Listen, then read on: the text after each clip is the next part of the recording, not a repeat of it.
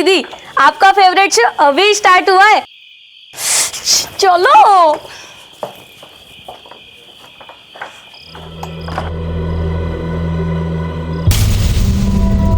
हेतल, आगे बेटा, तेरे पापा कब से तेरी फिक्र कर रहे हैं।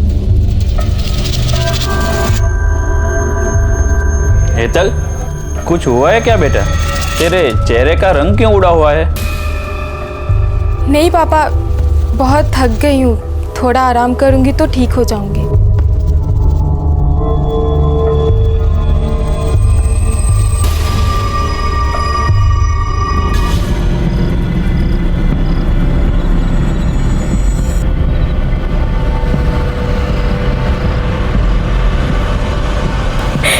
सॉरी मम्मी, सॉरी पापा।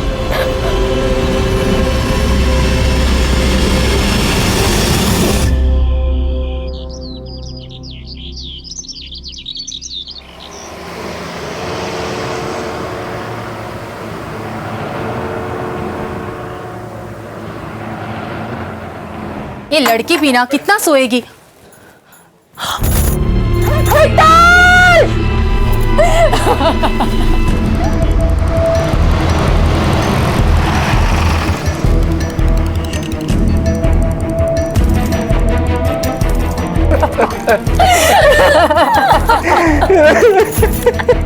लड़की ने इस पंखे से लटक कर सुसाइड किया सर। कोई सुसाइड नोट नहीं मिला, बस इतना पता चला है कि कल रात को किंजल नाम की किसी सहेली के घर से पढ़ाई करके लौटी थी और कुछ परेशान थी। कहाँ रहती है किंजल? ये क्या कह रहे हैं आप? हेतल हमारे यहाँ नहीं आई थी, बल्कि किंजल उसके घर गई थी उसके जन्मदिन पर। किंजल कहाँ है? बुलाइए उसे।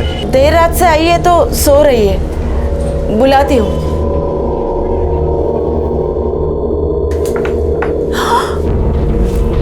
किंजल! स्वाति बेटा, वो सरला भाभी के घर कोई नहीं है आज, तो तू चाबी कोकिला आंटी के वहाँ छोड़ देना, ठीक है? अच्छी माँ। नमस्ते आंटी। मामा, ये निशा है, मेरी कॉलेज फ्रेंड, मैंने बुलाया था साथ में कॉलेज जाने के लिए। ठीक है बेटा, मैं चलती हूँ। ओके, बाय बाय बेटा, बाय बाय मामा।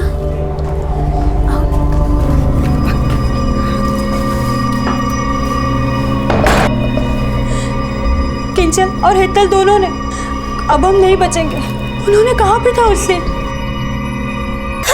चीट किया ना तुम लोगों ने हमारे साथ, देख लेना तुम दोनों भी नहीं बचोगी, पनिशमेंट मिलेगी, बहुत बड़ी पनिशमेंट है। ये सब हमारी वजह से हुआ है, वी आर रिस्पॉन्सिबल। अब हम नहीं बचेंगे, पुलिस आती ही होगी, हमारे घर वालों को सबको सब पता चल जाएगा। अब बस एक ही रास्ता है हमारे पास।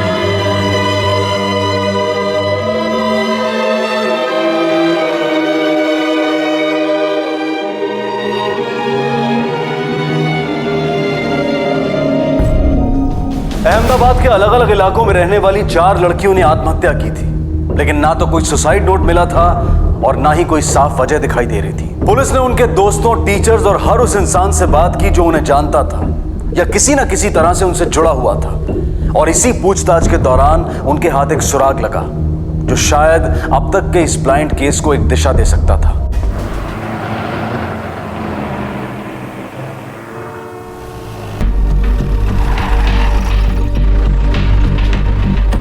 सब चारों लड़कियों की कॉल डिटेल्स आ गए हैं। निशा और स्वाति एक ही कॉलेज में पढ़ते थे और हेतल और किंजल एक ही कोचिंग क्लास में। स्वाति हेतल की सहेली थी, इसलिए चारों एक दूसरे को जानते थे। घटना के दिन हेतल और किंजल ने अपने घर पर झूठ बोला था कि वो पढ़ने के लिए एक दूसरे के घर पर जा रहे हैं। पढ़ने नहीं गई थी तो कहाँ गई थी? सर, उनकी कॉल डिटेल से ये पता चलता है कि दोनों घर से कॉलेज के लिए तो निकली थी, पर असल में जयपुर के लिए उन लोगों ने फ्लाइट पकड़ी और रात को 9:30 बजे अहमदाबाद वापस आई। और निशा और स्वाति? सर, वो दोनों यही अहमदाबाद में थी, पर दोनों फ्रीक्वेंट ट्रैवलर्स हैं। पिछले 6 महीने में तकरीबन 15 या 20 बार शहर से बाहर, कभी जयपुर, दिल्ली, या तक कि कोलकाता फ्लाइट से गई हैं। कभी साथ साथ, कभी अलग अलग। कोई और डिटेल्स?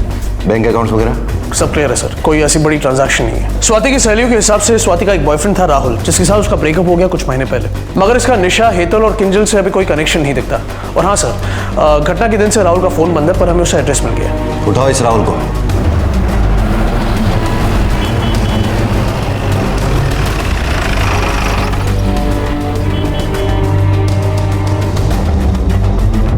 राहुल तो 2 दिन से घर ही नहीं आया और इसका फोन भी स्विच ऑफ आ रहा है। और वैसे भी वो अक्सर 2-4 दिन के लिए अपने दोस्तों के घर पे रहता है। लेकिन बात क्या है, क्यों ढूंढ रहे हो राहुल को? वो आपको जल्दी पता चल जाएगा। उसकी कोई फोटो मिलेगी?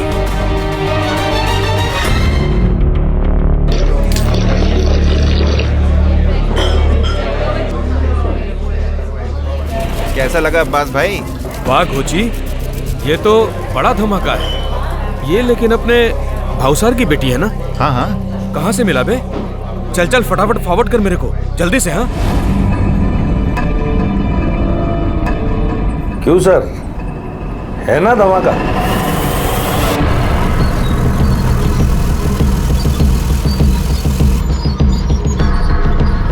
અમદાવાદની ગોરી છોકરીઓના કાલા કારનામાનો પહેલો કિસ્સો, બાકી કિસ્સા કાલથી રોજ.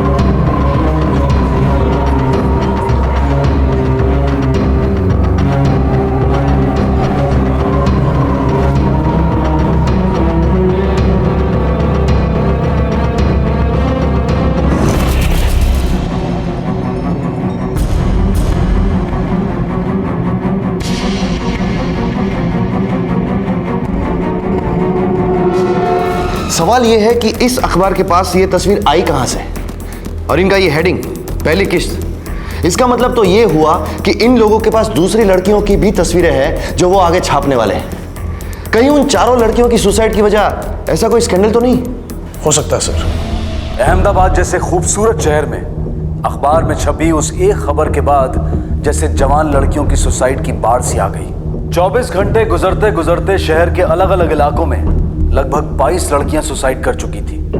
पूरे शहर में मातम का माहौल था।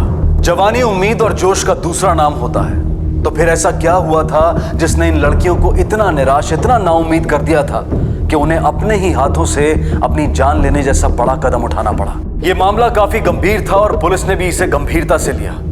इसलिए अहमदाबाद के सुपरिटेंडेंट ऑफ पुलिस ने इस केस को अपने हाथों में ले लिया।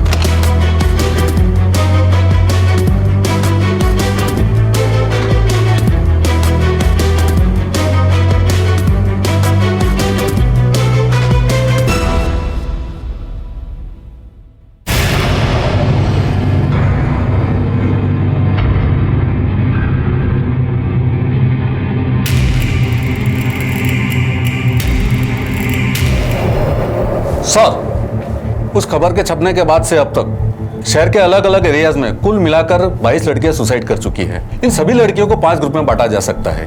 हर ग्रुप में 3 से 5 लड़कियां होगी, सब एक दूसरे से कनेक्टेड, आपस में सहेलियां थी या सहेली की सहेली। कुछ कॉलेज में साथ पढ़ा करती थी तो कुछ कोचिंग क्लासेस में। सर, डिटेल इंक्वायरी के बाद हमें पता चला है कि सभी लड़कियां फ्रीक्वेंट ट्रैवलर्स थी और रेगुलर बेसिस पर गुजरात और देश के अन्य बड़े शहरों में आया जाया करती थी, लेकिन इनके घर वालों को कुछ पता नहीं। सर, इस मास सुसाइड से 3 दिन पहले मेरे एरिया में भी 4 लड़कियों ने सेम कंडीशन में सुसाइड किया है। सर, ये लड़कियां भी फ्रीक्वेंट ट्रैवलर थी, उनके बैंक अकाउंट में भी कुछ नहीं मिला और उनकी एक्टिविटीज के बारे में उनके माँ बाप को कुछ नहीं पता था। सर, ये 4 लड़कियां और उसके बाद सुसाइड करने वाली लड़कियों को सिर्फ एक ही चीज जोड़ती है और वो है राहुल नाम का एक लड़का। सर, राहुल पहले हेतल का बॉयफ्रेंड था और उसके बाद उसका अफेयर भावसार की लड़की रिद्धि के साथ था। सर, ये लड़का हेतल के सुसाइड के दिन से ही कहीं गायब है। अभी तक उसकी कोई लीड नहीं मिली। और जिस पेपर में इनकी न्यूज छपी थी, सर, उसके रिपोर्टर और एडिटर को हमने हिरासत में ले लिया है। सर, वो अपना गोची है ना, जो घंटाघर 4 रास्ता पे चाय की दुकान पे काम करता है, अक्सर छोटी मोटी खबरें वही मुझे देता है और ये एमएमएस भी उसी ने मुझे दिया था, तो हमने स्टील करके छाप दिया। सर, वो मशहूर समाज सेवी भावसार भाई की बेटी थी, तो हम लोगों ने सोचा कि बड़े घर की बेटी है, खबर छाप देंगे तो हमारे अखबार की बिक्री भी ज्यादा हो जाएगी। ये पहली किस्त से क्या मतलब है तुम्हारा? और भी एमएमएस है तुम्हारे पास? नहीं सर, मेरे पास तो नहीं है, लेकिन वो गोची बोल रहा था कि उसके पास और भी है।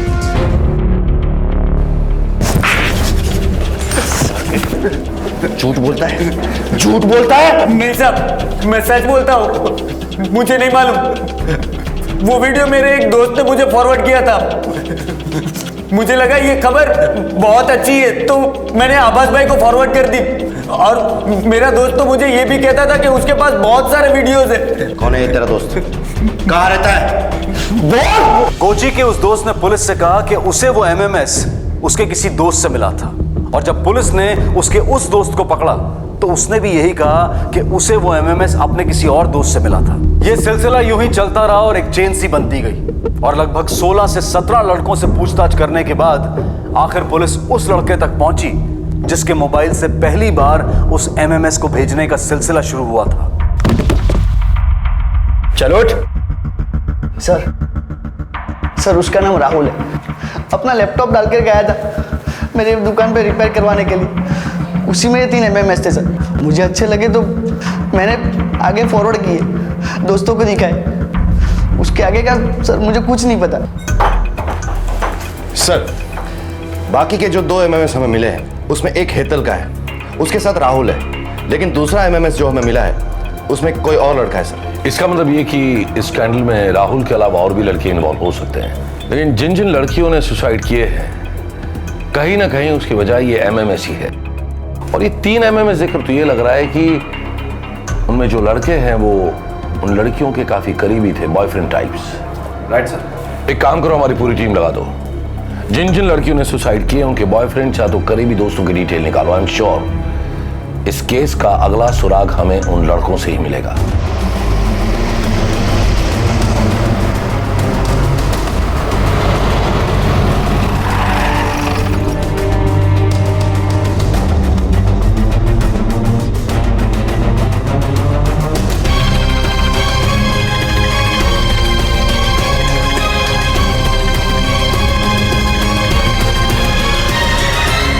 पुलिस की एक बड़ी टीम हर उस लड़के की तलाश में जुट गई जो किसी भी तरह से इन लड़कियों के करीब था। दोस्तों, घर वालों, रिश्तेदारों, सबसे पूछताछ की गई। काम आसान नहीं था लेकिन जरूरी था, क्योंकि पुलिस को अकेला यही एक रास्ता दिखाई दे रहा था जिस पर वो आगे बढ़ सकते थे, और उनकी ये सोच सही साबित हुई। कई लोगों से पूछताछ करने के बाद जो सच पुलिस के सामने आया उसने इस केस की गंभीरता को और भी बढ़ा दिया। पुलिस को पता चला कि सुसाइड करने वाली हर लड़की का कभी ना कभी कोई बॉयफ्रेंड या प्रेमी जरूर रहा था। उनके इन्हीं प्रेमियों ने उन्हें धोखे से नशा कराकर उनके साथ संबंध बनाए, और उनके ही किसी साथी ने उनकी इस घृणित हरकत को कैमरा में कैद कर ये एमएमएस बनाए। सर जिन लड़कियों ने सुसाइड किया था उन सबके बॉयफ्रेंड्स ने उन्हें ड्रग्स देकर एमएमएस बनाया। सर इंट्रोगेट करने के बाद हमें यह पता चला है कि एक लड़का किसी दूसरे लड़के को हायर करता था। एमएमएस बनाने के बाद उसे पैसे मिल जाते थे और वो दूसरे किसी नए लड़के को हायर करता था। और सर सबसे इंटरेस्टिंग बात यह है कि इस पूरी चेन की सबसे पहली कड़ी है राहुल। उसी ने पहले लड़के को हायर किया था। इसका मतलब जब तक हम इस राहुल को नहीं ढूंढ लेते ये केस आगे नहीं बढ़ेगा। Yes sir. Sir Kalupur station के पास नाले में राहुल की लाश मिली। व्हाट? यस सर, चाकू से गोद कर उसे मारा गया है। तलाशी के दौरान कालूपुर पुलिस को उसकी जेब से एक सिम कार्ड मिला जो उसके नाम पे रजिस्टर्ड है। सर कॉल रिकॉर्ड में सिर्फ एक लैंडलाइन नंबर मिला है जहां से उस सिम कार्ड पर कॉल आते और जाते थे। अब तक हमारी पूरी इन्वेस्टिगेशन सिर्फ और सिर्फ एक ही शख्स की तरफ जा रही थी, राहुल। राहुल के खून के पीछे 2 पॉसिबिलिटीज हो सकती है। एक, या तो उसे उसी की शिकार हुई किसी लड़की या उसके करीबी ने मार दिया हो, और दूसरा, शायद इस एमएमएस गिरोह का सरगना राहुल नहीं बल्कि कोई और है, और जिसने अपना राज खुल जाने के डर की वजह से राहुल को अपने रास्ते से हटा दिया हो। वो जो दूसरी सिम से लैंडलाइन नंबर मिला है, किसका है वो? दरअसल ये नंबर एसजी हाईवे एरिया के पब्लिक फोन का है। काफी बिजी चौराहा है ये। यहाँ बाकी दुकानों के साथ एक बड़ा और फेमस कोचिंग सेंटर भी है। वहीं दीवार पे ये फोन लगा है। ये एरिया लड़के और लड़कियों का मीटिंग पॉइंट है सर। एक इंपॉर्टेंट बात हमारे सामने ही है जिस पर हमने अब तक ध्यान नहीं दिया। What? जितनी भी लड़कियों ने सुसाइड किया है उनका कोई ना कोई कनेक्शन इस कोचिंग क्लास के साथ था। या तो वो यहाँ पढ़ती थी, या पहले पढ़ चुकी थी, या फिर किसी की सहेली या बॉयफ्रेंड यहाँ पढ़ता था।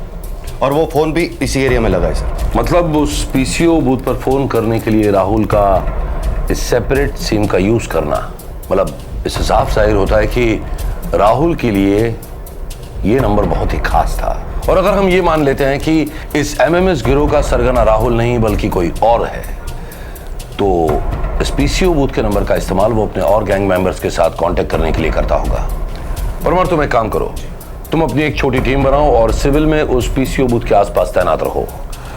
हम राहुल के इस दूसरे नंबर से उस पीसीओ बूथ पर फोन करेंगे और जो कोई भी फोन उठाकर हमसे बात करेगा वही तुम्हारा शिकार होगा, एमएमएस गिरोह का बॉस। सर, अब ये एमएमएस किंगपिन हमसे ज्यादा दूर नहीं।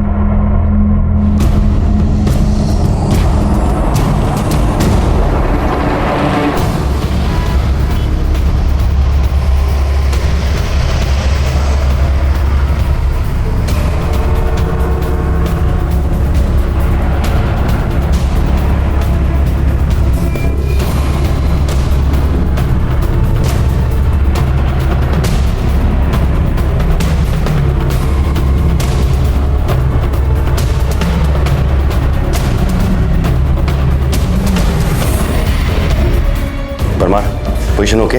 Yes sir. We are ready sir.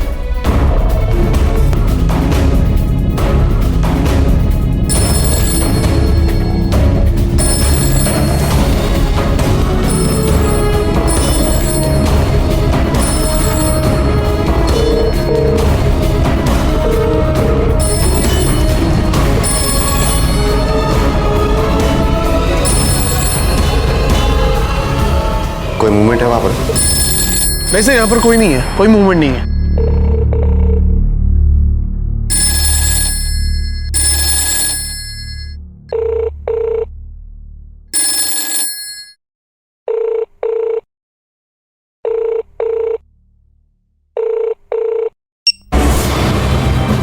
Parmar, किसी ने फोन उठाया, गिरफ्तार करो उसे। सर, पर यहाँ पर कोई नहीं है। लेकिन कॉल तो रिसीव हुई है, किसी ने उठाया फोन। सर, मैं फोन बूथ के सामने खड़ा हूं, वहां पर कोई नहीं है।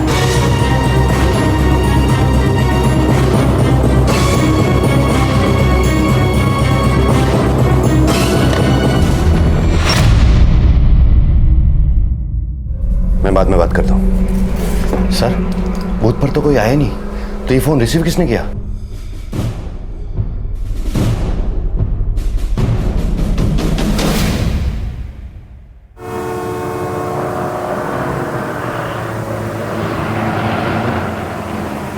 जैसे परमार ने बताया था कि जिन जिन लड़कियों ने सुसाइड किया वो सारी की सारी लड़कियां किसी न किसी तरह से उस कोचिंग क्लास के साथ जुड़ी हुई थी। Yes sir. तो हो सकता है कि इस वक्त भी उस कोचिंग क्लास की कोई ना कोई लड़की एक्टिव हो। You are right sir. एक काम करो, उन सारी लड़कियों की जन्म कुंडली निकालो, बैंक रिकॉर्ड्स, उनके टेलीफोन रिकॉर्ड्स और उनसे जुड़ी हुई सारी डिटेल्स मुझे चाहिए इमीडिएटली। पुलिस टीम ने उस कोचिंग क्लासेस में पढ़ने वाली कुल 250 लड़कियों की एक लिस्ट तैयार की और सभी की डिटेल्स को बारीकी से चेक किया गया। उनके बैंक अकाउंट, मोबाइल पर हुई उनकी बातचीत के रिकॉर्ड्स, पिछले 6 महीनों के दौरान उनके सेल फोन की लोकेशन, इन सभी के बेसिस पर 2 लड़कियां सामने आईं जिन पर इस तरह की एक्टिविटीज में शामिल होने का शक जा रहा था। ये लड़कियां भी आत्महत्या कर चुकी लड़कियों की तरह फ्रीक्वेंट ट्रैवलर्स थी और पिछले 6 महीनों में कई बार शहर से बाहर गई थी। शालिनी और मेघा सर, उसी कोचिंग में 2nd ईयर साइंस स्टूडेंट, आपस में सहेलियां भी है और दूसरे विक्टिम्स की तरह वो फ्रीक्वेंट ट्रैवलर भी है। इन दोनों के फोन को सर्वेलेंस पे लो, 24 घंटे नजर रखो इन दोनों पर। Yes sir.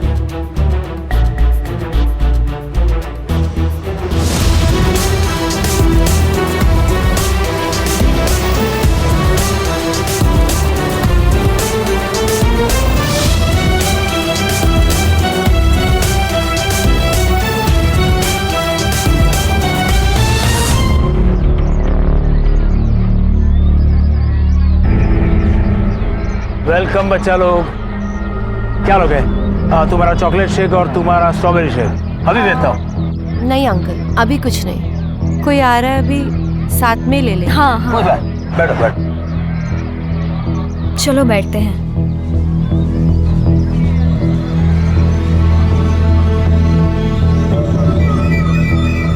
Hi hi, how are you? We are fine. Fine. तू बता कैसी है? कैसे चल रहे हैं स्टडीज? बहुत अच्छी।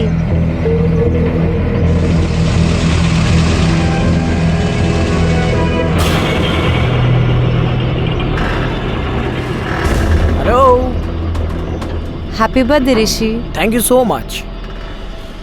हाय, happy birthday. Thank you. Hello. Happy birthday Rishi. So timing छे दीदी। So ready for treat? या ओके चले। ओके ओके तुम लोग बाइक पे जाओ, हम लोग ऑटो में आएंगे। Okay bye bye. Bye bye.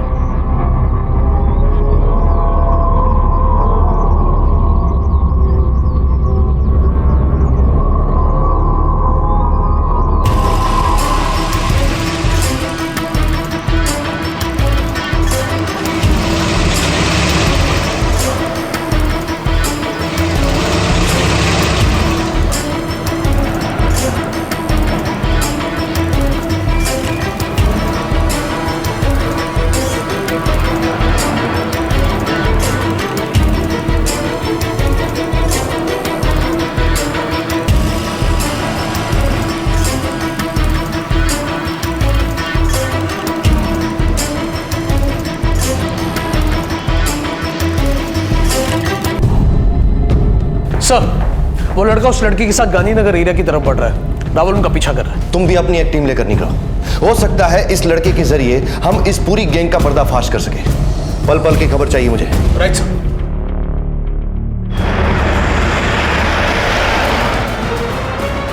Rahul तुम उन पर नजर रखो, हम निकल चुके हैं, तुम्हें जल्दी ज्वाइन करेंगे।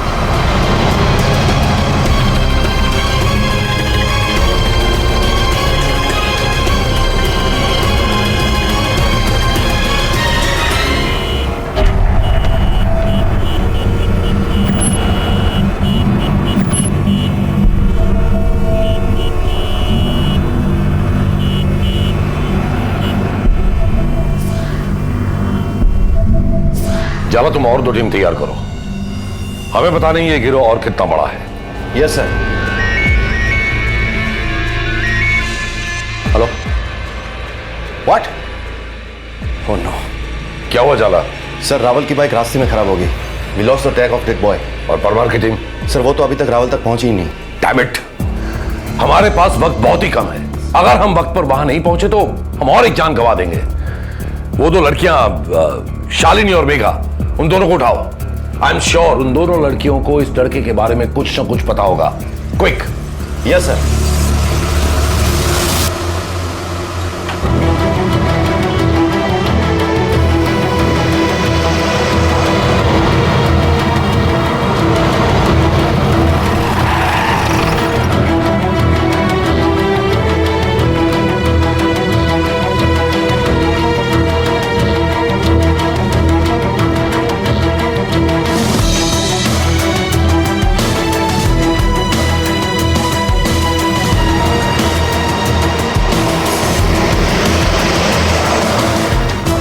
या कम। ऋषि तुम्हें ये होटल थोड़ा अजीब नहीं लग रहा? हाँ यार आई नो, ये थोड़ा टैकी सा तो है। एक्चुअली क्या है ना, ये मेरे फ्रेंड का होटल है, सो मुझे यहाँ अच्छा खासा डिस्काउंट मिल जाता है। और आजकल वैसे भी कड़की चल रही है ना, इसीलिए मैंने यहाँ बर्थडे पार्टी रखी है। और मेरे फ्रेंड आते ही होंगे यहाँ, मैं 1 मिनट उनसे बात करके आता हूँ। हाँ सिट ना, बैठो।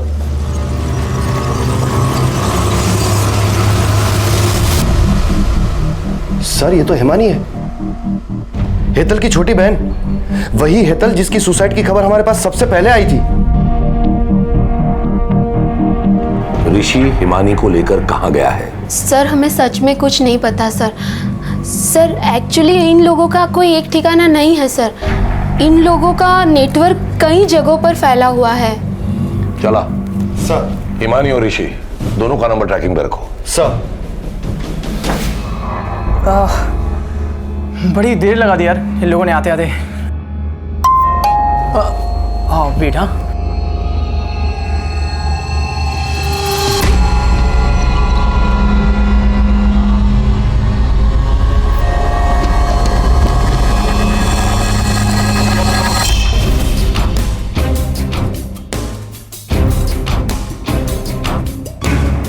Yes sir, we are trying our level best. Sir. Sir ये रहा ऋषि और हिमानी का लोकेशन। कलोल माचे sir. Go and arrest him right now. Farman. Right sir, Kalol की तरफ चल, होटल चौक।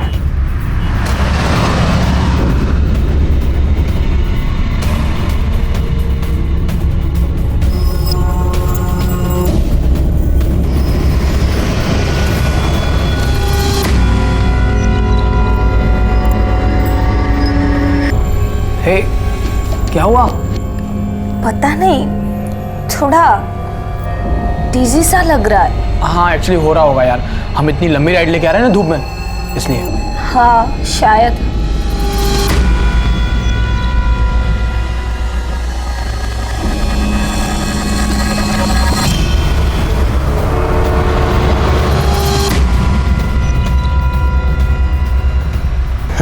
आ जाओ।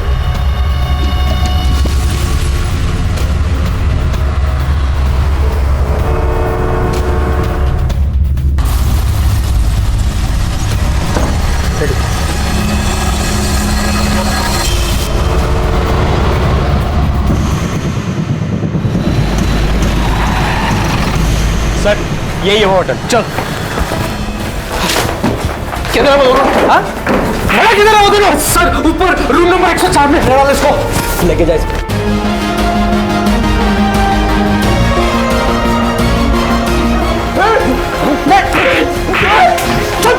लेके जाओ सबको।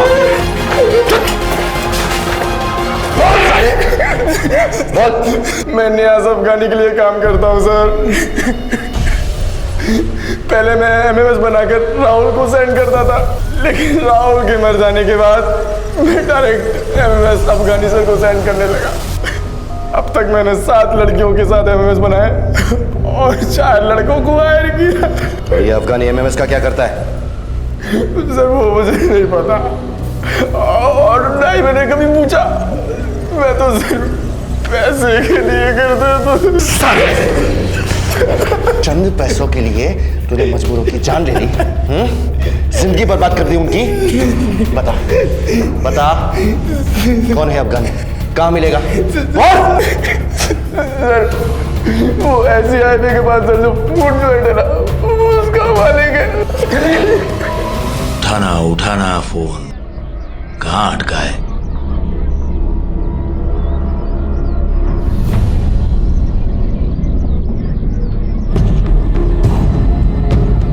हाँ जी मालिक, क्या लेंगे आप? तो चलो।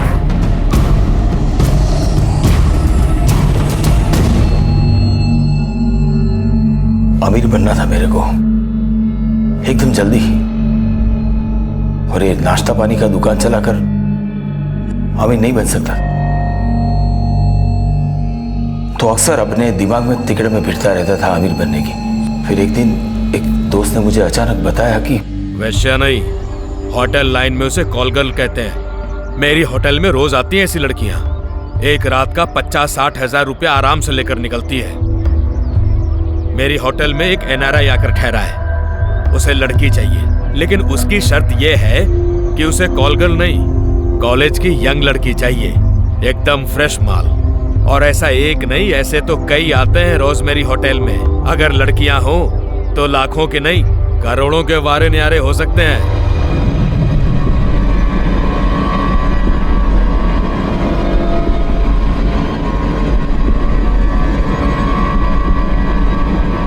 मेरे फूड जॉइंट पे बहुत सारे छोकरे छोकरी आते रहते थे। राहुल भी उन्हीं में से एक था। बड़ा हैंडसम लड़का था राहुल। अक्सर अलग अलग लड़कियों के साथ आता रहता था, उनको खिलाता था पिलाता था।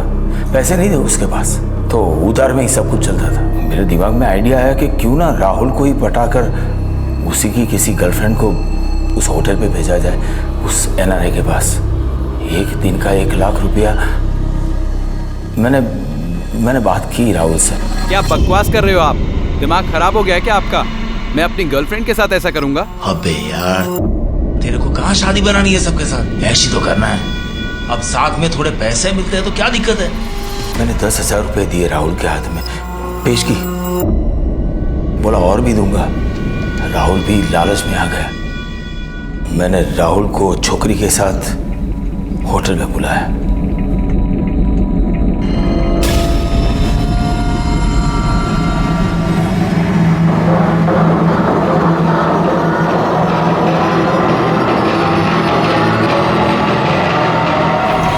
एमएमएस को दिखाकर हमने उस छोकरी को उस एनआरआई के पास जाने के लिए मजबूर कर दिया।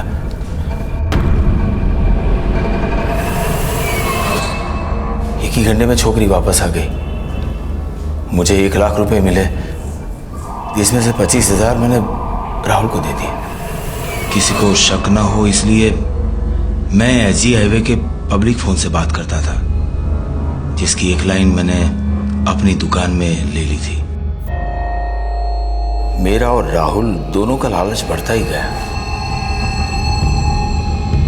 मैंने सोचा एक बार हो या बार बार हो क्या फर्क पड़ता है। तो मैंने राहुल को बोला कि और भी लड़कों को ले आए। सब कुछ ठीक ठाक चल रहा था। तभी अचानक एक दिन एक एमएमएस लीक हो गया। ये धंधा जो मैंने इतना दबा छुपा कर रखा था, अचानक से हेडलाइन मिल गया।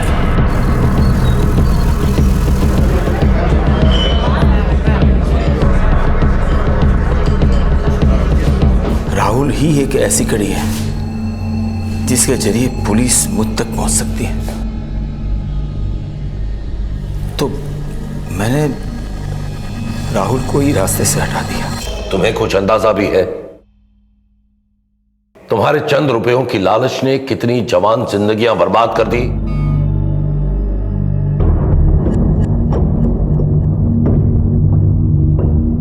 इस अपराध की गुत्थी ने सुलझने के बाद भी समाज और प्रशासन दोनों को शर्मसार करके रख दिया। प्रशासन को इसलिए क्योंकि इतना बड़ा गैंग, इतना बड़ा रैकेट ठीक उनकी नाक के नीचे चल रहा था और इसके बावजूद उन्हें इसकी भनक तक नहीं थी। और समाज को इसलिए क्योंकि भाई दूज और रक्षाबंधन जैसे त्योहार मनाने वाला हमारा समाज ऐसे भाइयों, ऐसे बेटों, ऐसे पुरुषों को जन्म दे रहा था जो अपनी बहनों की रक्षा की कस्में खाते हैं लेकिन दूसरों की बहनों के लिए खतरा बन जाते हैं। अब समय आ गया है कि हम अपनी बेटियों को खुद अपनी रक्षा करना सिखाएं और बेटों को सीख दें कि वो समाज की दूसरी लड़कियों के साथ भी उसी तरह से पेश आएं, उनके साथ वैसा ही सुलूक करें जैसा वो अपनी बहनों के लिए चाहते हैं। हम उम्मीद करते हैं कि हमें इस तरह की कहानी दोबारा कभी देखने को न मिले। आप रहने दो ये धंधा बंदा, आप बस हमारे पैसे वापस लौटाइए। क्या बोला तुम? सही बोल रहा है, आप पैसे वापस करो, हम दोनों साथ में निकलते हैं। घंटा नहीं मिलता पैसा। राकेश भाई मुझे मेरा पैसा वापस चाहिए। ओ बच्चा लोग शांत हो, ज्यादा मचमची। अरे हो गया ना यार खर्च, चलो एंजॉय करो, दारू पियो। मैंने कहा ना मुझे मेरा पैसा वापस चाहिए। दीवार के अमिताभ बच्चन, जोश कहीं और दिखाना। जा, नहीं मिलता तेरा पैसा, उखाड़ दे, उखाड़। मेरी मेहनत का पैसा है, मैं भी देखता हूँ कैसे नहीं देता। साला मुझ पे हाथ उठाया तू, मुझ पे? अभी निकालता हूं तेरी एक। दोस्ती हमारी जिंदगी का एक अहम हिस्सा है। अक्सर हम अपने बुरे और अच्छे समय में अपने दोस्तों के साथ ही होते हैं, लेकिन अगर ये दोस्ती किसी गलत शख्स से हो जाए तो हम बहुत मुश्किल में भी फंस सकते हैं, क्योंकि बुरी संगत का असर बुरा ही होता है।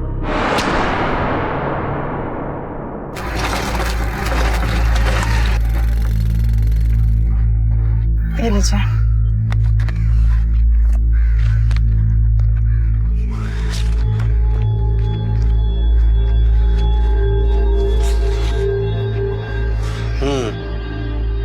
नाम क्या है बेटे का? अमान सैयद। अमान सैयद, अच्छा। कब से गायब है? कल सुबह से घर से निकला है साहब, अभी तक लौट कर नहीं आया। जहाँ जहाँ से खबर निकलवा सकते थे निकाल ली, सबको पूछ लिया आस पड़ोस में, लेकिन किसी को कुछ नहीं पता साहब। उसका मोबाइल भी बंद आ रहा है। ठीक है, हम आसपास के पुलिस स्टेशन को खबर कर देते हैं। वैसे एक ही दिन हुआ है, शायद दोस्तों के साथ कहीं गया होगा, आ जाएगा। क्या हुआ अम्मी? क्या बोला पुलिस ने?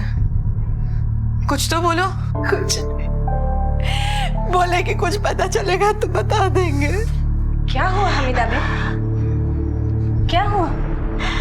चाची वो अमान भाईजान का कुछ पता नहीं चल रहा है। अम्मी भी अभी पुलिस स्टेशन जाकर आई है। हमीदा बहन चिंता मत करो, सब ठीक हो जाएगा। चिंता कैसे नहीं करूं आशा, बड़ा बेटा लापता, छोटे बेटे की तबीयत खराब है। डॉक्टर साहब बोले इसकी किडनी खराब है, 5 से 7 लाख रुपए का खर्च आएगा।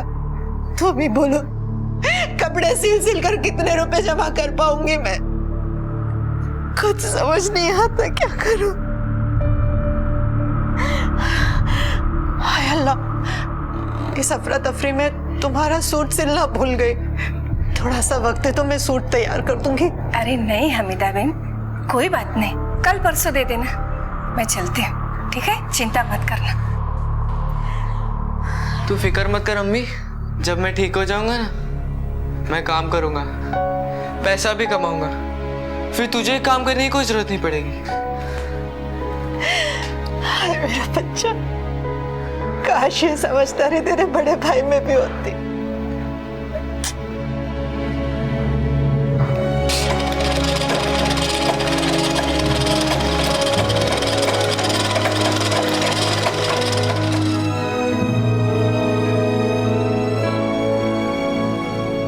देखिए, हम पूरी कोशिश कर रहे हैं। साहब, 3 दिन हो गए मेरा बेटा लापता है, घर नहीं लौटा। अगर आप ऐसे ही बैठेंगे हाथ पे हाथ रखकर तो कैसे पता चलेगा उसका? मैंने कह दिया ना, जैसे ही कुछ पता चलेगा हम आपको बता देंगे। हाँ साहब, हमारी कोई बड़ी पहचान नहीं ना, इसी के वास्ते। गरीब के जान की तो कोई कीमत ही नहीं है आपके लिए। देखिए, ऐसी कोई बात नहीं है, मैं आपका दुख समझता हूँ। हमने आसपास के पुलिस स्टेशन को इन्फॉर्म कर दिया है, जैसे ही कुछ पता चलेगा हम आपको फोन कर देंगे। आप प्लीज जाइए।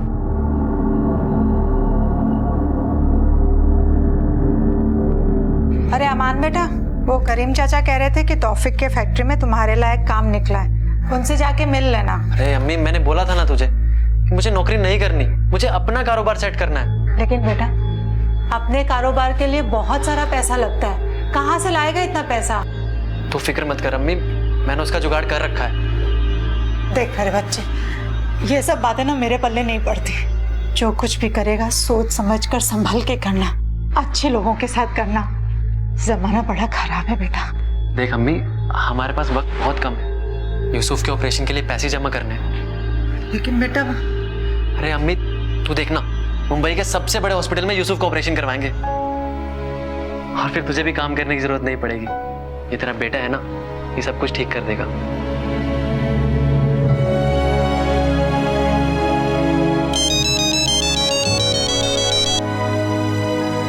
हेलो, हमीदा सैयद बात कर रही जी?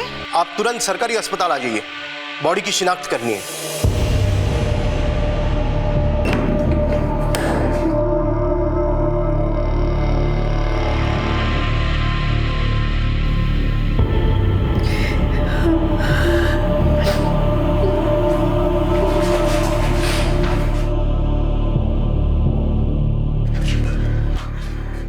बेटा दवाई ली तूने?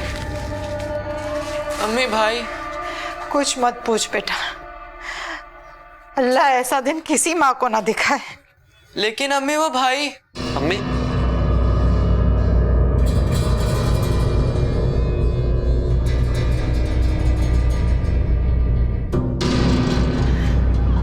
कैसा है मेरा बच्चा?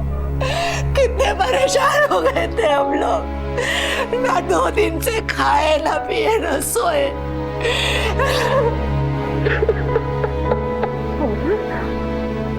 अमन, क्या हुआ मेरे बच्चे? तू ठीक तो है ना? हाँ, तू रो क्यों रहे हो? मुझे उन लोगों पर भरोसा नहीं करना चाहिए था। क्या हुआ? साफ साफ बोलना मेरे बच्चे, क्या हुआ? अम्मी वो राकेश, उसने मुझे लूट लिया अम्मी। तू ठीक है ना? तुझे तो कुछ नहीं हुआ ना? चल पुलिस थाने जाके रिपोर्ट लिखा। चल चल। नहीं अम्मी, वो लोग बहुत खतरनाक हैं और मुझे कोई परेशानी नहीं चाहिए, और मेरे पास कोई सबूत भी तो नहीं है। मुझसे गलती हो गई अम्मी, मुझे माफ कर दो। मैं आपसे वादा करता हूँ, मैं कल से ही काम की तलाश शुरू कर दूंगा। आप फिक्र मत करो अम्मी, यूसुफ के इलाज के लिए पैसे मैं कमाऊंगा अम्मी। मेरा बच्चा।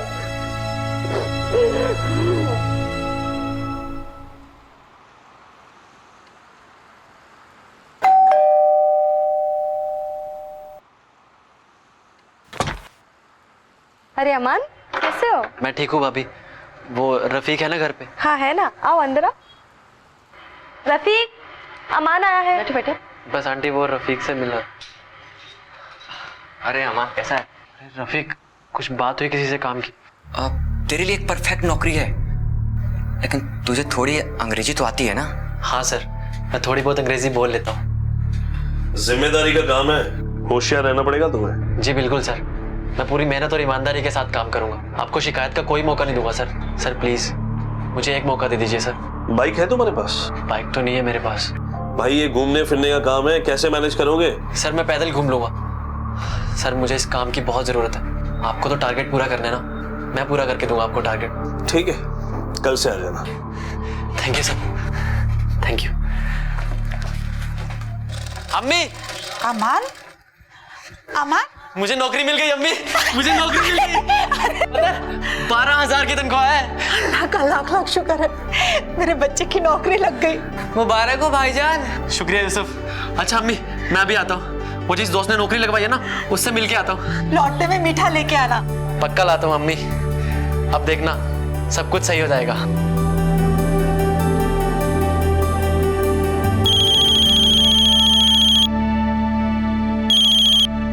हेलो हेलो हमीदा जी। भिवंडी में अमान नाम का एक लड़का चोरी करते हुए पकड़ा गया है, आप जल्दी थाने आइए। लेकिन साहब मेरा बेटा तो वापस आ गया। क्या आपने बताया क्यों नहीं? यहाँ हम आपके बेटे को ढूंढ रहे हैं, आप लोगों की वजह से ना पुलिस का टाइम खराब होता है। माफ कर दीजिए साहब, गलती हो गई।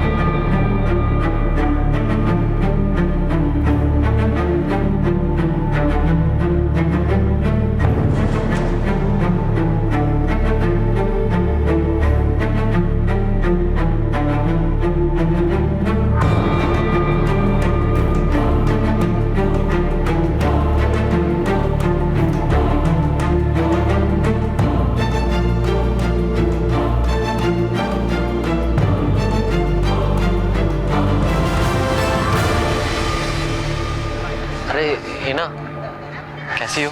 ठीक हो। सुना है तुम नौकरी करने लगे?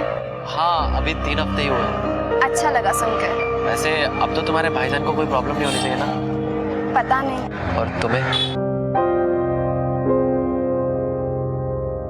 अरे हिना सुनो तो।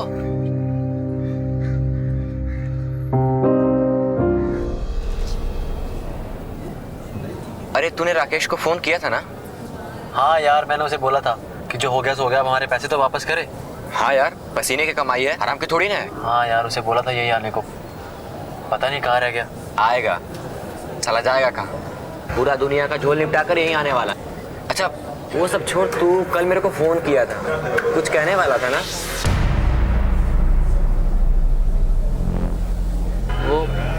वो कुछ नहीं यार, बस ऐसे ही। ऐसे कैसे नहीं, कुछ तो बात होगा ना। और भाई लोग, जमाल तू? हाँ मैं। अमान मुझे तुझसे कुछ जरूरी बात करनी है। चला बात। मैं 1 मिनट में आता हूँ।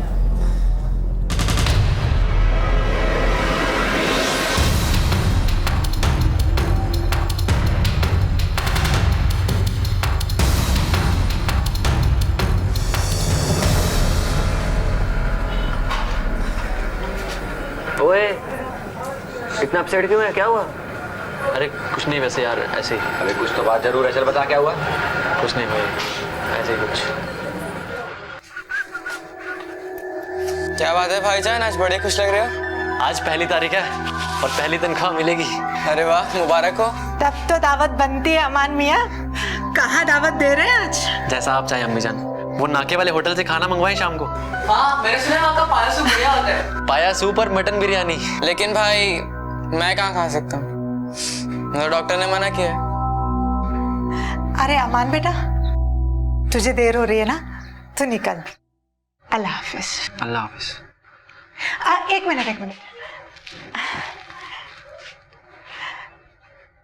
ये रुमाल मैंने अपने हाथों से तेरे लिए बनाया, इसे हमेशा अपने पास रखना, अपने अम्मी की दुआ समझकर।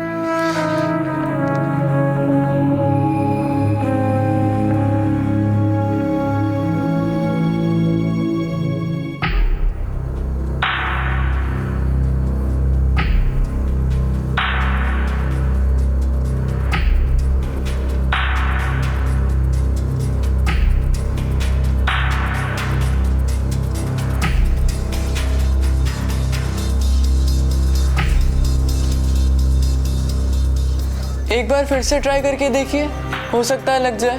हाँ। The number you have called is currently switched off. Please try again later. अभी भी बंद आ रहा है।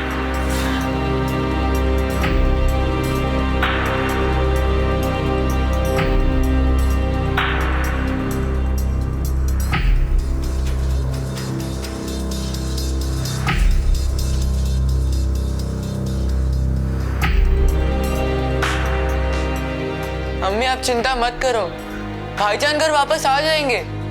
हो सकता है कुछ दोस्त लेके गए हो पार्टी करने के लिए। अरे पार्टी करे चाहे कुछ भी करे, पर कम से कम अपना फोन तो चालू रखे। इंसान खबर ले तो ले कहाँ। मेरा तो जी बड़ा घबरा रहा है। अम्मी प्लीज।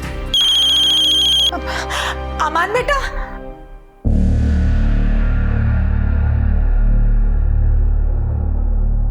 क्या हुआ अम्मी, किसका फोन है?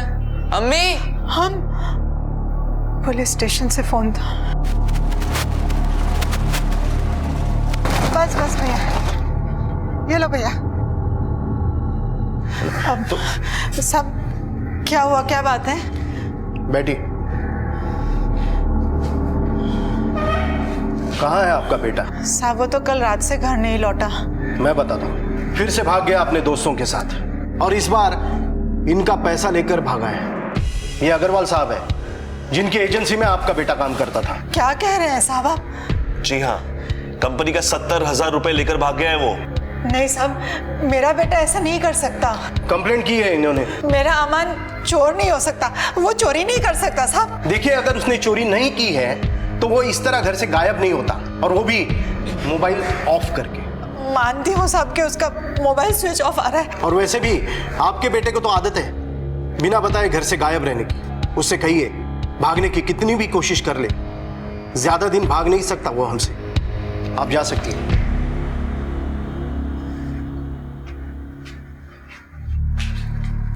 क्या हुआ हमीदा? अमान का कुछ पता चला? बोलना, कहाँ गई थी? पुलिस चौकी बुलाया था क्या वहां? ठीक है चल, मैं बाद में आती हूँ। एक बात कहूँ, बुरा मत मानना। हाँ, वैसे एक बार कोई इंसान गलत संगत में आ गया तो उसका सुधरना मुश्किल हो जाता है।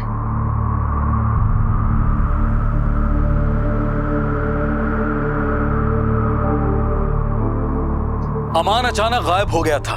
एजेंसी की कंप्लेंट के अनुसार वो 70,000 रुपए लेकर फरार हुआ था, लेकिन हमीदा इस बात पर यकीन करने को तैयार नहीं थी। आखिर क्या हुआ था अमान के साथ?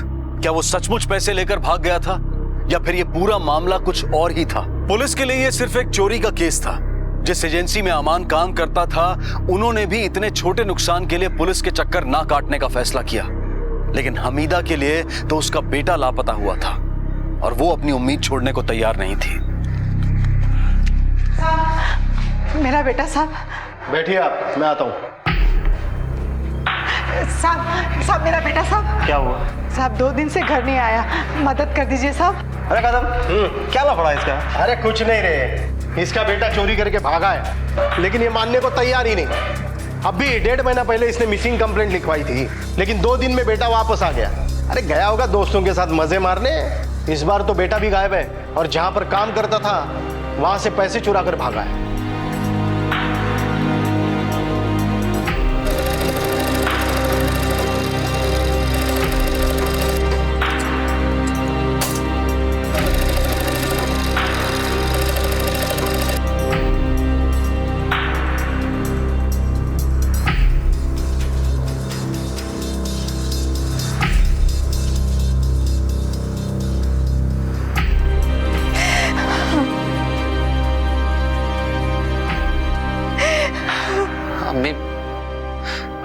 यूसुफ हमेशा बीमार रहता है ना, मैंने सोच लिया कि मैं अपनी एक किडनी उसे दे दूंगा।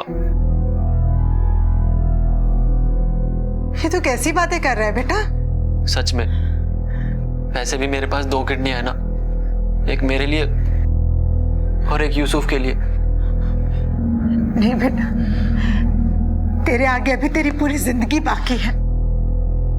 तुझे शादी करनी है, खूब काम करना है, खूब पैसे कमाने। लेकिन अम्मी, यूसुफ का ठीक होना भी तो बहुत जरूरी है। आप प्लीज किसी डॉक्टर से बात करो ना अम्मी, प्लीज अम्मी। अभी तेरी अम्मी जिंदा है, मैं हूं ना। अगर यूसुफ को किडनी देनी पड़ी तो मैं अपनी किडनी दूंगी। तो बस काम पे ध्यान दे। हाँ,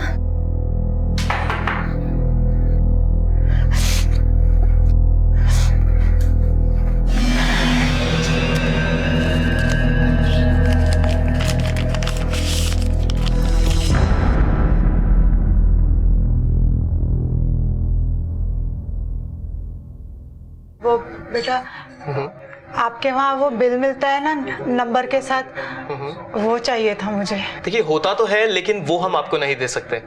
ये नंबर आपके बेटे के नाम पे रजिस्टर्ड है, इसलिए हम उसे ही दे सकते हैं। बेटा समझने की कोशिश करो, मेरा बेटा बहुत दिनों से घर नहीं लौटा, उसकी कोई खबर भी नहीं। बस यही एक जरिया है उसे ढूंढने का। अगर दे दोगे तो बड़ी मेहरबानी होगी। अल्लाह के वास्ते मेरी मदद करो, अल्लाह तुम्हें बरकत देगा। खूब दुआएं दे मेरी मेहरबानी। Sorry madam, any problem? Sir इन्हें इनके बेटे का आइटमाइज्ड बिल चाहिए। साहब एक यही रास्ता है मेरे बेटे को ढूंढने का, बहुत दिनों से लापता है साहब। बड़ी मेहरबानी होगी आपकी अगर आप नंबर दे देंगे तो मैं ये आपका एहसान जिंदगी भर नहीं भूलूंगी। राजेश दे दो। वृशाली जरा वो प्रिंट देना। ये लीजिए sir.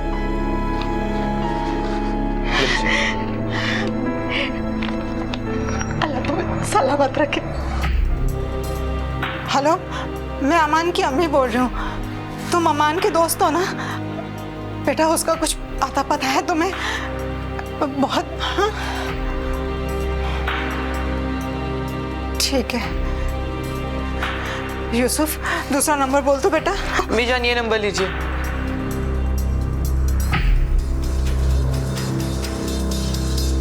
The number you have called is currently switched off. ये भी स्विच ऑफ आ रहा है। अम्मी ये लीजिए, इस नंबर पर अमान भाईजान के सबसे ज्यादा कॉल गए हैं। अच्छा बताओ। 90875357।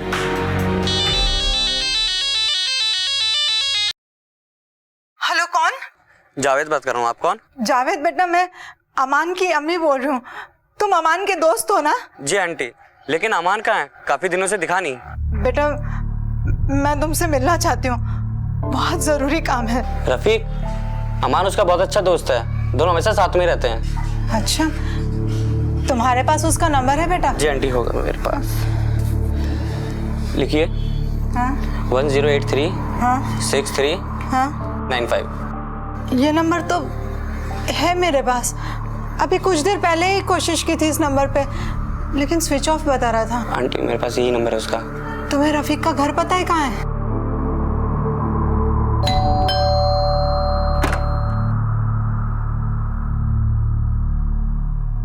जी सलाम वालेकुम। रफीक घर पे है? 1 महीना हो गया, रफीक भाई का कुछ पता नहीं चल रहा। इसका मतलब है कि दोनों एक ही दिन से लापता हैं। हम दोनों अकेली औरत, उसे कहाँ कहाँ ढूंढेंगे? एक बेटा तो पहले ही खो चुकी हूँ, अब इसका भी कुछ पता नहीं कहाँ छोड़ के चला गया। मुझे तो इसमें कुछ गड़बड़ लगती है। हमें पुलिस स्टेशन जाकर पुलिस को बताना चाहिए। हर माँ को अपना बच्चा सही लगता है, लेकिन आप लोगों के बच्चे अभी भी कहीं आवारागर्दी कर रहे होंगे। नहीं नहीं साहब, ऐसा नहीं है। मेरा बेटा अमान वो बदल चुका है साहब, वो तो नौकरी करने लगा था। आप रफीक की माँ हैं? जी साहब। आपके घर में कौन कौन है? वो मेरे घर में मैं और मेरे बड़े बेटे की बेवा सलमा ही है, और मेरा रफीक बेटा तो साहब वो रफीक और अमान दोनों बहुत करीबी दोस्त हैं और दोनों 1 महीने से लापता है साहब। मेहरबानी कीजिए आप रपट लिख लीजिए ना साहब। मैंने कहा ना आपसे, गुमशुदा की रपट लिखिए। क्या हुआ कदम? साहब क्या प्रॉब्लम है इनकी? मेरा बेटा और इनका बेटा दोनों बहुत करीबी दोस्त हैं और दोनों 1 महीने से गायब हैं। मैं साहब को कह रही हूँ कि गुमशुदा होने की रपट लिख लें, लेकिन साहब वो रपट नहीं ले रहे साहब। क्यों कदम, रिपोर्ट क्यों नहीं लिख रहे इनकी? सर पिछले दिनों इन्होंने मिसिंग कंप्लेंट लिखवाई थी। इनका बेटा आवारा है, 2 दिन बाद घर वापस आ गया और जहाँ पर काम करता है वहाँ से 70,000 की चोरी करके भागा है। साहब लेकिन अब तो 1 महीना हो गया, मेरा बेटा घर नहीं लौटा साहब। साहब आप खुद सोचिए ना साहब, एक बेटा अपनी माँ को, अपने बीमार छोटे भाई को छोड़कर 70,000 रुपए लेके क्यों भागेगा साहब, बताइए ना साहब। ठीक है, हम कोशिश करते हैं। राने देखो क्या केस है। ओके सर, बैठ जाइए।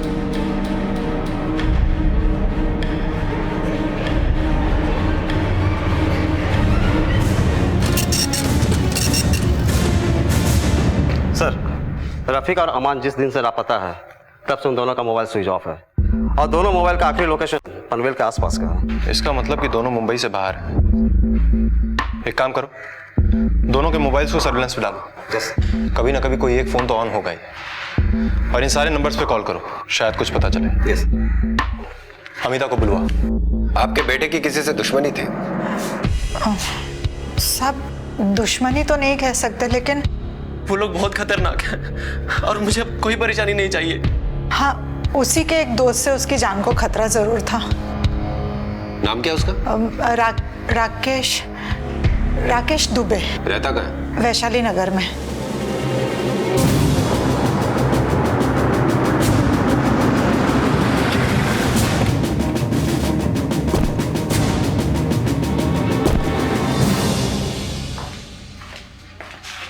अमान और रफीक का?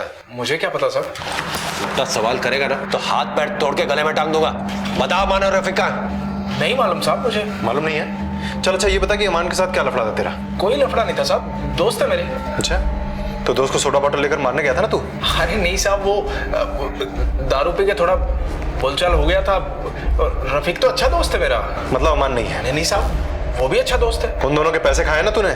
साहब वो धंधे में तो ऊपर नीचे होता रहता है ना साहब। तेरे सारे धंधे तेरे से निकालूंगा मैं। जिस दिन अमान और रफीक गायब हुए उस दिन कहा था तू?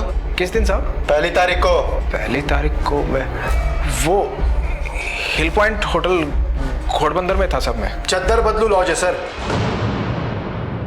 किसके साथ गया था वहां पे? वो सब मैं बोल, किसके साथ गया था मजा मारने? बोल। सब सलमा के साथ साहब। कौन सलमा? वो रफीक मेरा दोस्त, उसकी भाभी है साहब। बेवा है।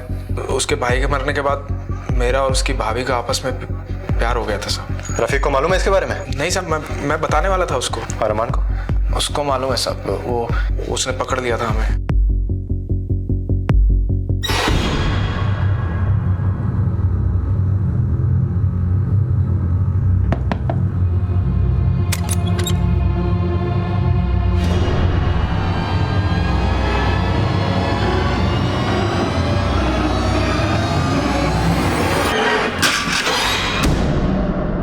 कितनी देर था वो?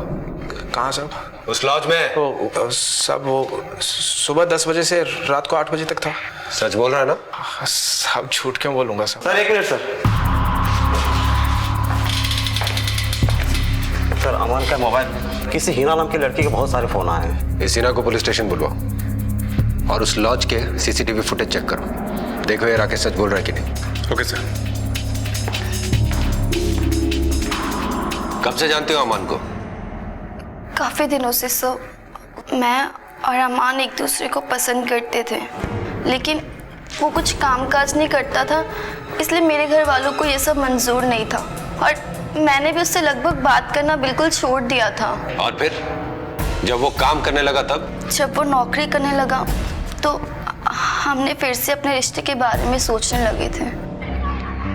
वैसे अब तो कोई प्रॉब्लम नहीं होगी ना तुम्हारे घर वालों को मनाने में? बिगड़ी हुई इमेज को सुधारने के लिए वक्त लगता है अमान। तो ले वो अपना वक्त, और हमारे पास भी बहुत टाइम है और तब तक शायद मेरी नौकरी भी पक्की हो जाए। अभी सैलरी 12,000 है, तब तक शायद 20,000 हो जाए। ये ख्याली पुलाव पकाना ना बंद कर दो और अपने काम की तरफ ध्यान दो। सच बताओ है ना, जब से तुमसे मिलने लगा हूं ना, सिर्फ तुम्हारे ही बारे में सोचता रहता हूँ। लेकिन क्या इस बार तुम्हारे घर वालों को तुम्हारे और अमान के रिलेशनशिप के बारे में कोई अंदाजा था? नहीं सर, हमारे रिलेशन के बारे में किसी को कुछ पता नहीं था और उस दिन उसकी सैलरी आने वाली थी। हम लोगों ने बाहर जाने का प्रोग्राम भी बनाया था, लेकिन वो आया ही नहीं। सर मुझे नहीं लगता कि वो 70,000 रुपये के लिए ये सब कुछ करेगा, क्योंकि वो जितना कमा रहा था उसमें बहुत खुश था। ठीक है, तुम जाओ। कुछ और पूछना होगा तो हम तुम्हें फिर बुलाएंगे। राणे साहब, ये राकेश मुझे कुछ ठीक नहीं लग रहा है। लेकिन सर शक की कोई गुंजाइश भी नहीं है, वो सच कह रहा है। तुमने उस लॉज की सीसीटीवी फुटेज ठीक से चेक की थी? Yes sir. लॉज के सीसीटीवी फुटेज के मुताबिक वो पूरे दिन सलमा के साथ ही था।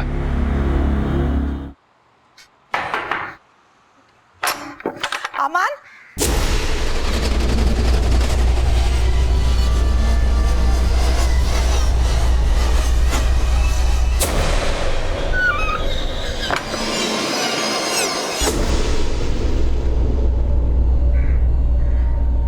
चिट्ठी आई है। दिखा। पढ़ तो।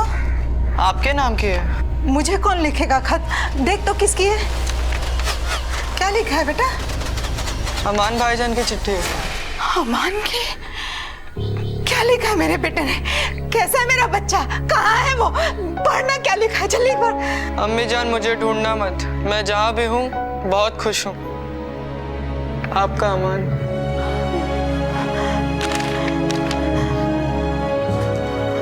साहब ये मेरे बेटे अमान की लिखा ही नहीं है। आप देखें ना, ये देखें। मैच तो नहीं कर रही है साहब ये खत जरूर किसी और ने लिखा है। हाँ सर, इस एनवलप पे भी पोस्ट के स्टाम्प नहीं है। इसका मतलब कि कोई हमें जानबूझ के गुमराह करने की कोशिश कर रहा है। लेकिन कौन और क्यों? सर अमान का मोबाइल आज कौन था भिवंडी में? भिवंडी पुलिस को अमान की फोटो भेजो। Yes sir.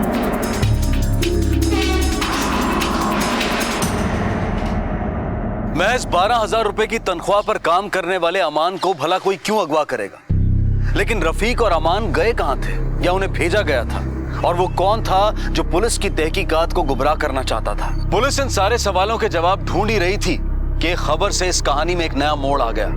पनवेल पुलिस को शहर के बाहर एक डेड बॉडी मिली जिसके साथ रफीक का आधार कार्ड था। सर बॉडी रफीक की है, ये रहा उसका आधार कार्ड।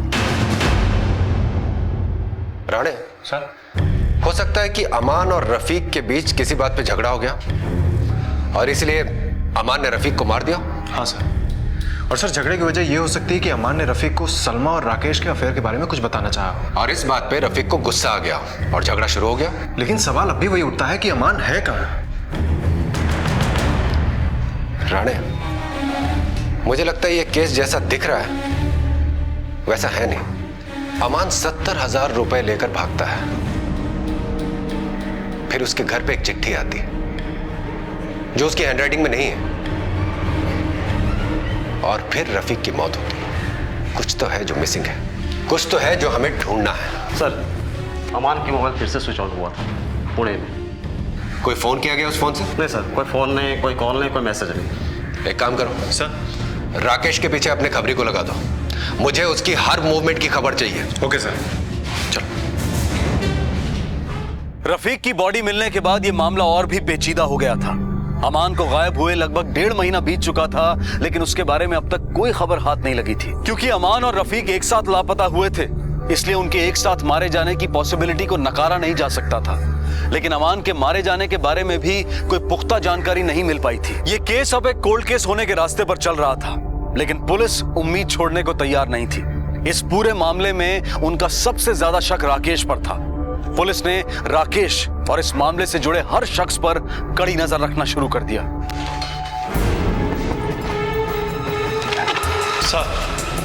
सर राकेश के बारे में बाकी सब तो ठीक है, लेकिन एक बात थोड़ी अजीब है। क्या? उसके पास एक नहीं बल्कि 2 मोबाइल फोन है, और एक मोबाइल फोन वो कभी कभी और छुप के इस्तेमाल करता है। राणे सर, पता नहीं क्यों पर शुरू से मुझे ऐसा लग रहा है कि राकेश हमसे कुछ छिपा रहा है। Yes sir. तुमने उस लॉज की सीसीटीवी फुटेज ठीक से चेक की थी ना? राकेश पूरा दिन वही था? हाँ सर, लॉज के रजिस्टर के मुताबिक मैंने चेक इन और चेकआउट टाइम की फुटेजेस देखी थी। नहीं राणा, मुझे उस लॉज के उस पूरे दिन की सीसीटीवी फुटेज चाहिए। Okay sir.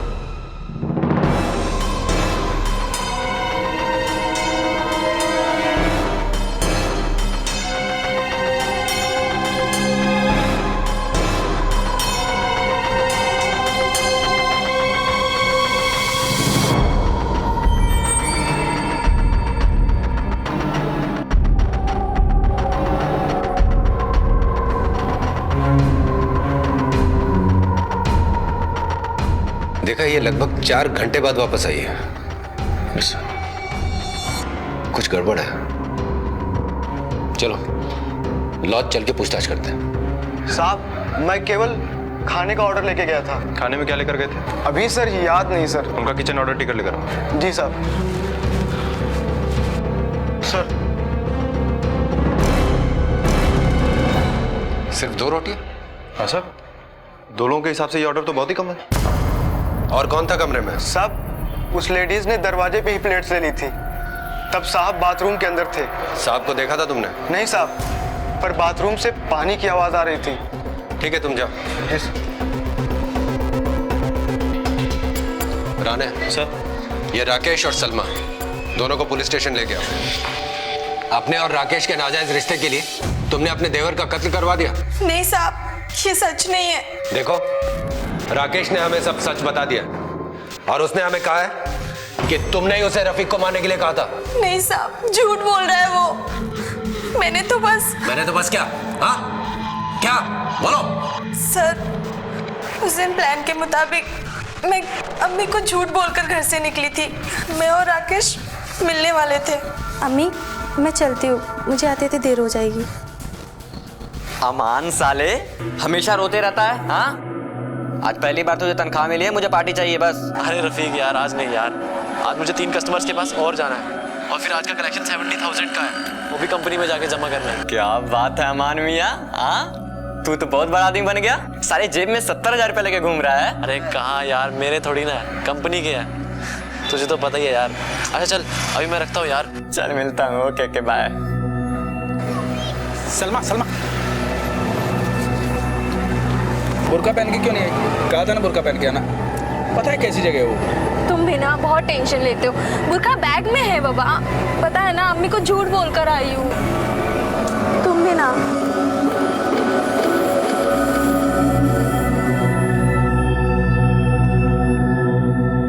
सलमा, मैं सोच रहा हूँ कोई धंधा कर लूँ क्या ना, फिर आराम से रहेंगे हम। राकेश, अमान को तो जानते हो ना तुम? हाँ, क्यों, क्या हुआ? मैं सोच रही थी तुम ना उसके जैसे कोई नौकरी कर लो। दिमाग खराब है क्या तेरा? लॉटरी लग गई है उसकी। जेब में 60-70 हजार लेकर घूमता है और आज भी उसकी जेब में 70,000 रुपया था, इसलिए तो रफीक उससे पार्टी मांग रहा था। तुम भी कर लो ना। मैं एक फोन करके आता हूँ।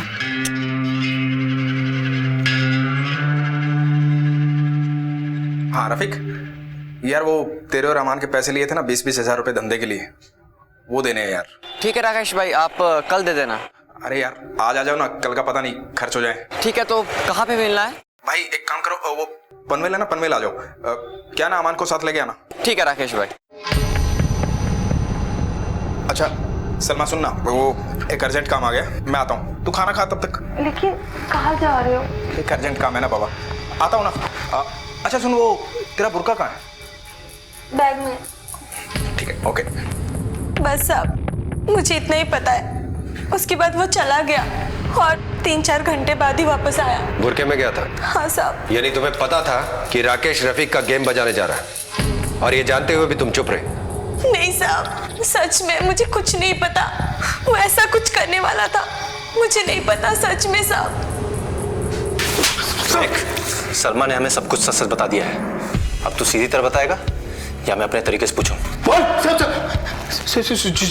झूठ बोल रही है साहब सलमा, ऐसा कुछ नहीं है साहब। मैं तो आपसे पूछने वाला था कि रफीक का कुछ पता चला कि नहीं। मोबाइल कहाँ है तेरा? साहब। और दूसरा साहब? दूसरा मोबाइल निकाल। कहाँ है? निकाल। देता हूँ सर। क्यों मारा उन दोनों को?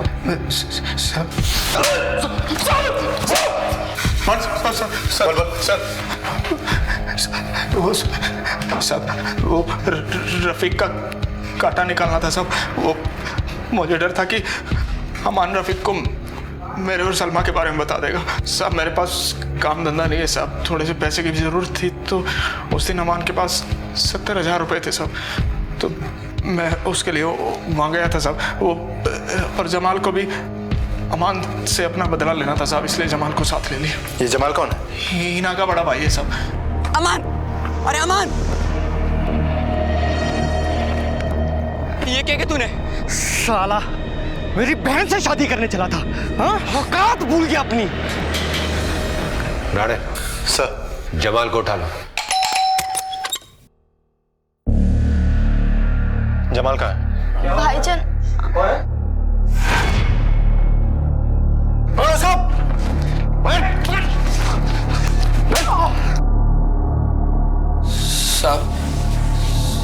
साहब वो मेरी बहन से मेल जोल बढ़ा रहा था।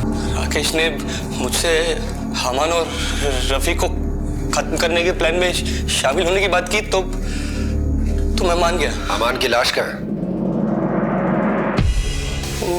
वहीं जंगल में दफन कर दिया हमने उसे।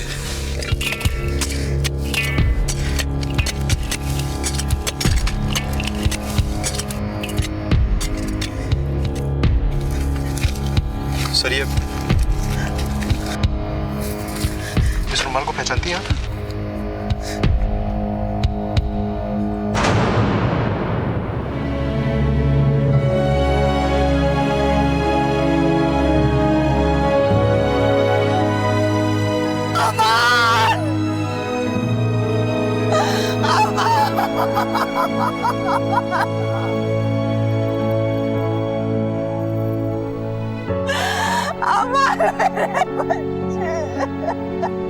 राकेश और सलमा के नाजायज रिश्ते ने राकेश को गुनाह के दलदल में धकेल दिया। दूसरी तरफ अमान और हिना की जिंदगी जमाल के गुस्से की वजह से तबाह हो गई।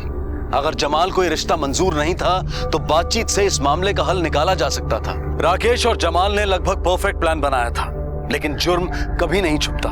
राकेश के लालच और जमाल की नफरत ने अमान और रफीक की जान ले ली और अब वो दोनों उनके कत्ल के जुर्म में सजा काट रहे हैं। सलमा भी इस जुर्म में भागीदार होने की वजह से आज सलाखों के पीछे है। इन तीनों ने मिलकर दो माओं को जिंदगी भर की सजा दे दी।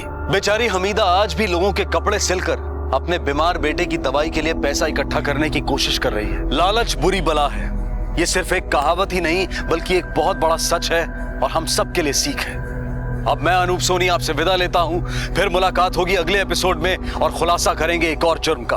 तब तक अपना और अपने परिवार का ख्याल रखें और देखते रहें क्राइम पेट्रोल डायल 100। सबक एक को, सीख हम सबको। जय हिंद। क्राइम पेट्रोल के और भी दिलचस्प कहानी देखने के लिए हमारे चैनल को सब्सक्राइब करें और बेल आइकॉन दबाना न भूलें।